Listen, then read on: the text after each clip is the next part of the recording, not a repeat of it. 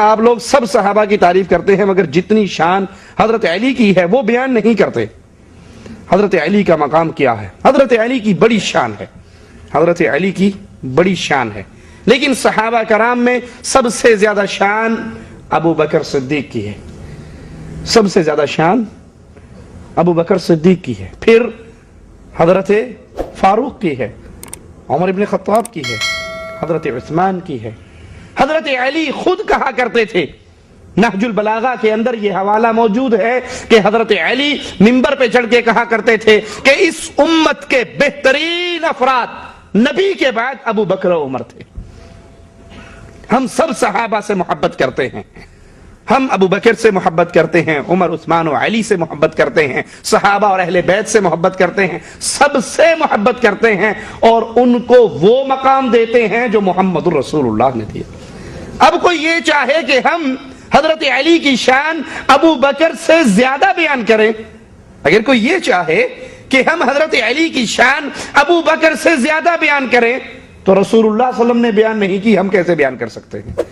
اللہ کے نبی صلی اللہ علیہ وسلم جب بیمار ہوئے, مصلی امامت نبوت کا خالی رہا, نماز کا وقت آیا, آپ اٹھتے بے ہوش ہو جاتے, پھر ہوش آتا, پھر پوچھتے لوگوں نے نماز پڑھ لی, کہا آپ کا انتظار ہو رہا ہے.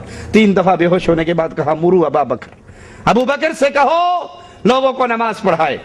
عائشہ رضی اللہ تعالی عنہا نے کہا آقا میرا بابا بڑے نرم دل کا ہے, آپ کے مصلی پہ کھڑا نہیں ہو سکے گا, روئے گا, اس کا دل بہت نرم ہے, عمر سے کہو وہ نماز پڑھا دے.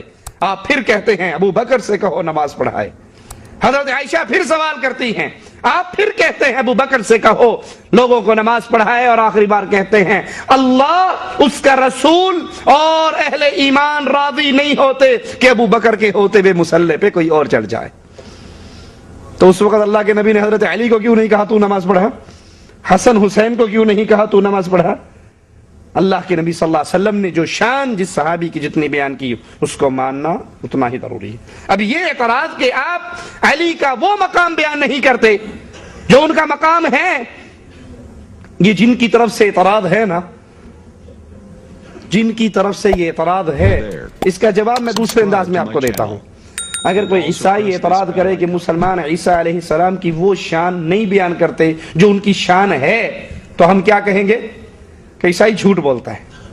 ہم عیسیٰ کی وہی شان بیان کرتے ہیں علیہ السلام جو ان کی شان ہے, لیکن جو شان ان کی عیسائی مانتا ہے ہم وہ شان ماننے کے لیے تیار.